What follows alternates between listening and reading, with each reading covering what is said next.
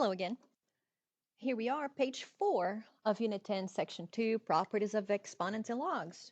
So this is where we get to condense or simplify. So when I look at all the pluses right there, I think multiply. So I'm going to have to multiply the arguments. So log base 10, or I don't have to write anything because it's common log.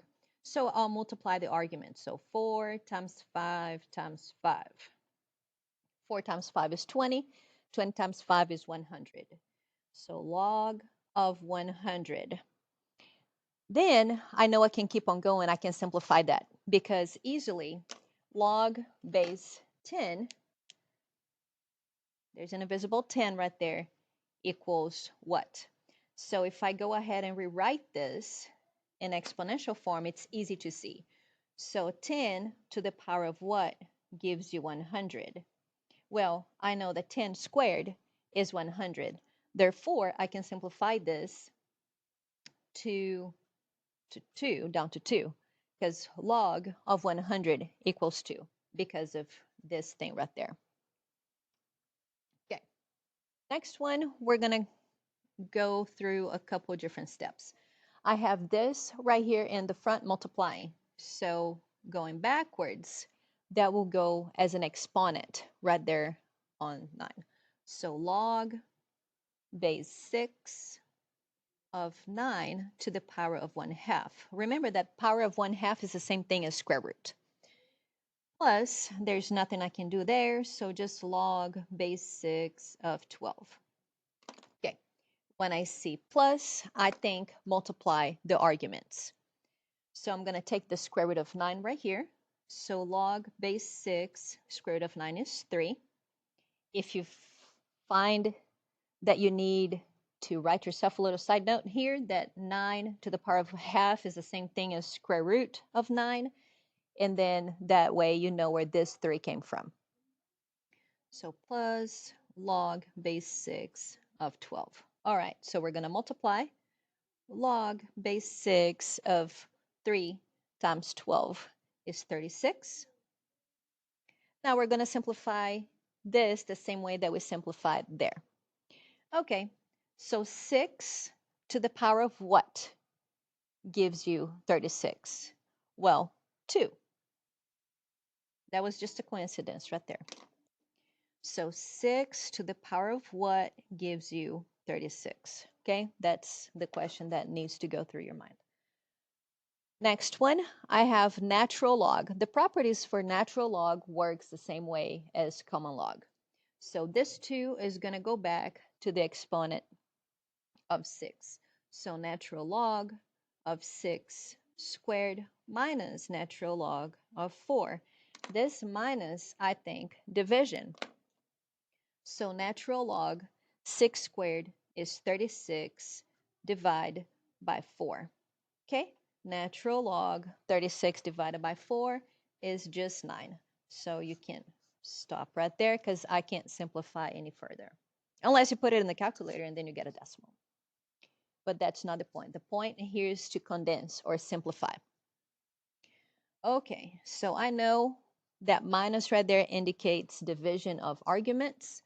I need to get this 4 is going to go on top of n on the exponent as an exponent. So log base 2 of h minus, I'm going to do with that. So log base 2 of n to the power of 4. Okay, now I'm going to do with that minus by doing division of the arguments. So log base 2 of h over n to the 4th power.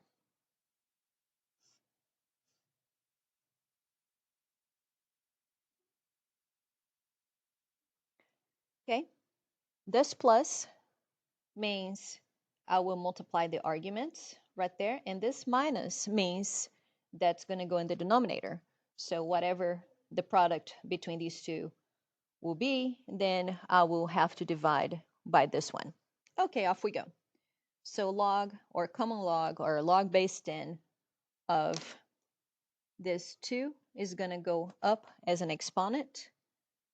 So d multiply e squared.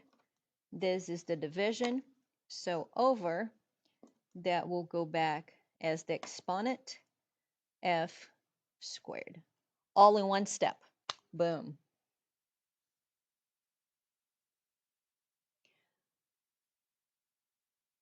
Okay, here's a side note.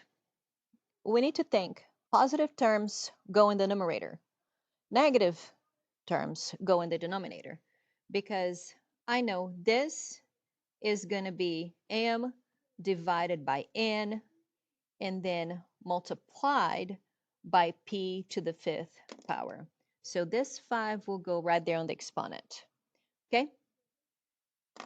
So side note, positive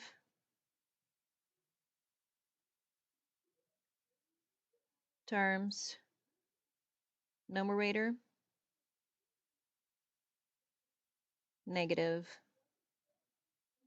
terms denominator.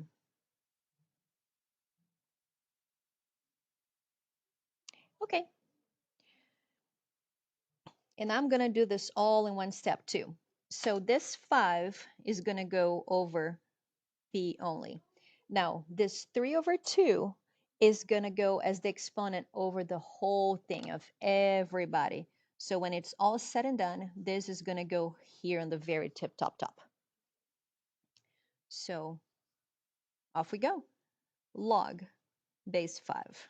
Okay, that doesn't change. So positive terms go in the numerator. So m. N is the negative term, so that goes in the denominator. Right there. Now this one is positive, but I have the 5 in the front that was multiplying because it came from the exponent right there on p. So p to the fifth power. All right, that's great. That's my argument. Now the whole thing to the power of 3 over 2. Easy. Two more.